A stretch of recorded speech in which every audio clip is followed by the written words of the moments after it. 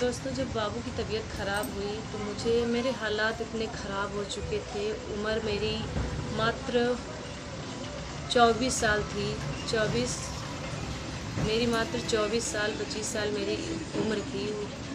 और मुझे कुछ नहीं समझ में आ रहा था कि मैं क्या करूं। मुझे उतने समय सिर्फ़ और सिर्फ मेरे माँ बाप भाई मुझे संभाला है। मुझको ऐसा लगता था कि भगवान से मैं दुआ मांगती थी, भगवान अगर मेरे बेटे को अगर अपने पास बुलाना है तो मुझे पहले बुलाना, बेटे को मेरी बात बुलाना, क्योंकि मैं बेटे की दर्द बिल्कुल नहीं सह सकती, बिल्कुल नहीं सह सकती। दोस्तों, जब उतना मेरा हालात इतने ख़राब थे तो मुझे जिसने संभाला है, मुझे जिसने मतलब आज ये लायक बनाया है, तो वो है मेरे भाई और माँ पिता, क्योंकि वो मुझे खोना नहीं चाहते थे। और जिसने मुझे खोना चाहा वो मेरा साथ नहीं दिया, बिल्कुल नहीं दिया। दोस्तों, आज भी मुझे रोना आता है, आज भी मुझे रोना आता। अपने आप को संभालते हैं कि दोस्तों, कभी भी किसी पे उम्मीद मत करना, किसी पे उम्मीद मत करना।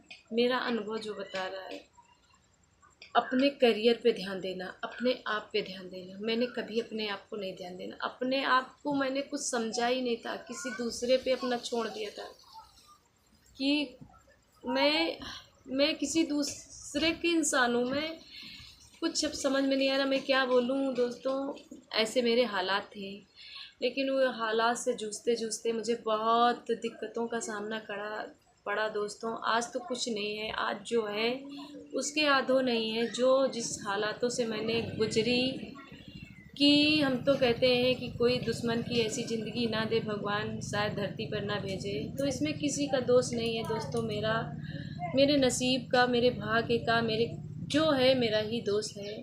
तो कुछ नहीं है, लेकिन उस समय मुसीबत आना भी ज़रूरी था। अगर मुसीबत ना आती तो शायद मैं आज भी ना संभलती, वहीं की वहीं टिकी रहती। तो मैं जब इस हालात से मैं गुजरी तो बाहर निकलना सोचा, क्योंकि मुझको संभालना, एक मैं कैसे किसी के पास बैठूं, बोलूं, बतलाऊं।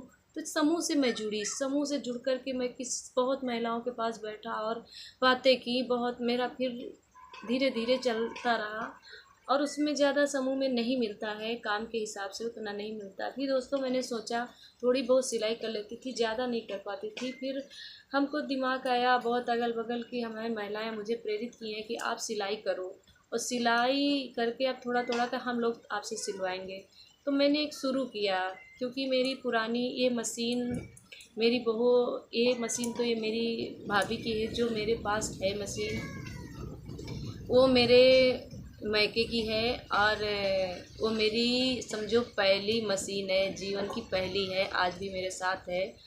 और मैंने जब 8वें क्लास में पढ़ती थी तो मुझे मशीन की बहुत शौक़ थी, बहुत ज़्यादा, कि मैं सिलाई करूँगी। तो सिलाई भी नहीं कर पाती थी, फिर भी मेरे भाई मुझे रक्षाबंधन में गिफ्ट करा था, और जो बड़ा वाला भाई है उसी ने मुझे गिफ्ट किया था। और वो मशीन हमारी यहाँ थी, थोड़ी बहुत सिलाई कभी कदार करते थे। फिर नहीं, उसके बाद वो मशीन मैं अपने ससुराल उठा ले गई। शादी के बाद से हमारे यहाँ से मुझे मशीन नहीं मिली थी, उसके बाद मैंने उठा ले गई, उसी से मैंने सिलाई स्टार्ट की। फिर जब बाबू के हालात भी ऐसे थे, हमने सिलाई भी करते थे। हमारा टाइम कुछ समूह में पास हो जाता था, कुछ बाबू में पास होता था, कुछ सिलाई में पास हो जाता था। तो ऐसे करते करते करते करते कुछ हालात हमारे वैसे चले गए। अब आप लोग देखते हैं मेरे बाबू को, तो आप लोग भी वो इतनी समय कहते हैं कि ये बच नहीं पाएगा, लेकिन जिसको कहते हैं कि जियाने वाला और मारने वाला कोई दूसरा है, जिसने हमें यहाँ भेजा है वही ये सब कुछ करने वाला। तो बस वहाँ तक। तो हम कहते हैं दोस्तों, आप सबसे हाथ जोड़ के रिक्वेस्ट करते हैं, किसी पे बोझ मत बनना, क्योंकि हमारे जैसे माँ बाप भाई बहन आप सबको मिले, सबको मिले, सबको मिले। मैं ये कहती हूँ कि कभी भी, मेरे भाई ने मुझे खुलेआम भी कह दिया था। मैं दोस्तों, जब बाबू की तबीयत बहुत ज़्यादा ऐसे हो गई तो उस समय मुझे संभालने वाला मेरा कोई नहीं था, बस यही लोग थे। तो मैं सोचा दोस्तों, यहाँ में रहना क्या है, लोग बहुत ताना मारते थे, ससुराल में भी बहुत लोग कहते थे ये क्या बच पाएगा, ऐसा रहेगा वैसा रहेगा। आज भी मैं कहती हूँ प्रभु आप सुन रहे हो, देख रहे हो सब कुछ।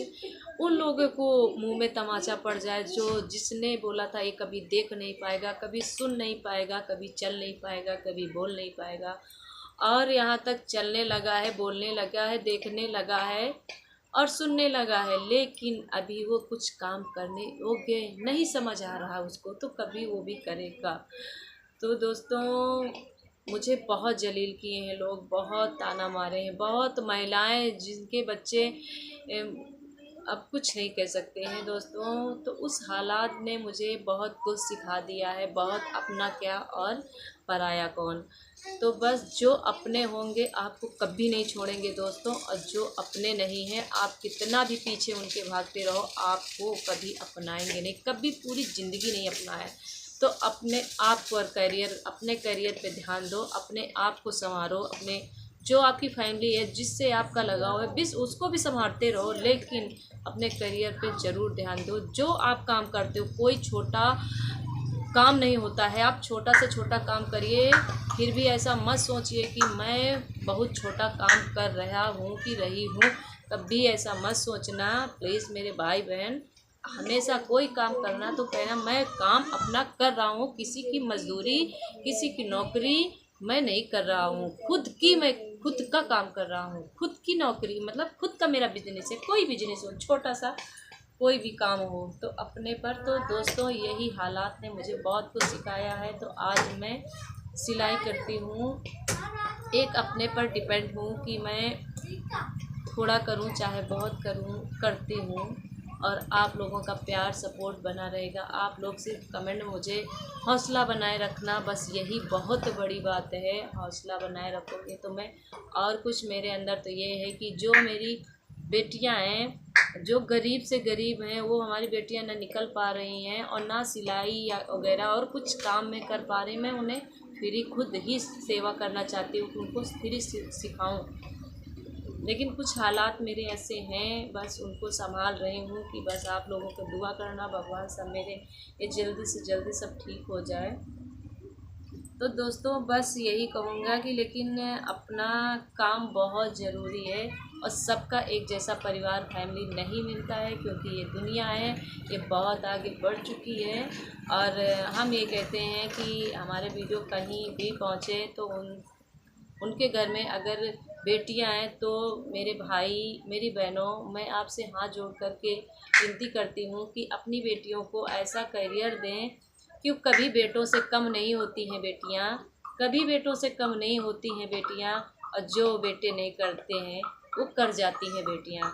तो दोस्तों मैं ये कहती हूँ कि अगर बेटे और बेटी में तुलना किया जाए तो अगर बेटी है तो वो बेटा ही समान रहे, उसको उतना अधिकार दिया जाए। और अपने भाइयों से मैं बहनों से ये कहना चाहूँगी, अगर बेटी है तो जितना आप कहते हो मेरे पास इतनी प्रॉपर्टी है, उसमें बिल्कुल आप उसको नहीं दीजिए एक गुना दुई गुना। अगर आपके पास ज़्यादा है तो ज़्यादा नहीं दीजिए, लेकिन एक घर बनाने के लिए बेटी के लिए उसे थोड़ी सी जगह ज़रूर दें, क्योंकि उसे ऐसा ना महसूस हो, कहते हैं बेटी का कहीं घर नहीं होता है, तो ऐसा ना महसूस हो। क्योंकि जब हम बेटे को सब कुछ सौंप सकते हैं तो बेटी को हम क्यों नहीं दे सकते हैं। तो मेरी राय यही है दोस्तों, अगर आप लोगों को कुछ बुरा लगा हो तो उसके लिए मैं माफ़ी चाहूँगी, लेकिन अपनी बेटियों को उतना अधिकार देना। और दुनिया में मैं ये भी कहूँगी कि हर बाप को, हर माँ बाप कभी नहीं बदलते हैं, बाप तो माँ तो माँ ही रहती है, और कभी कभी बेटे और बेटियाँ बहुत बदल जाती हैं। हम एक बेटी को भी देखा है कि उसने जिसने पिता उसको इतने लाड प्यार से पाला और किस हालातों से गुजरी, उसी बेटी ने माँ बाप को इस तरह से लाठियों से पीटा है दोस्तों, इस तरह लाठियों से पीटी है कि घर से निकली है कि अब तुझे किसी चीज़ की मुझे ज़रूरत नहीं, बाप से महतारी से कह कर के गई है माँ बाप से। लेकिन वो बेटी कभी भी सुखी नहीं रह सकती है, क्योंकि बहुत ऐसी बेटियां देख करके बहुत अपने माँ बाप को इसी तरह अन्याय के शब्द सुनाएंगी जो उनके तुल्य नहीं होते हैं। तो दोस्तों, इन बेटियों को मैं बेटी नहीं कह सकती हैं, वो भगवान उन्हें इसी कार्य के लिए ही भेजा है और वो आगे कुछ कोई कार्य नहीं कर सकती हैं। तो मैं अपना काम करूँगी दोस्तों, लेकिन बीच में आप लोगों से कुछ बात करना मेरा मन चाहा तो आप लोगों से किया बात, मेरा मन हल्का हो गया।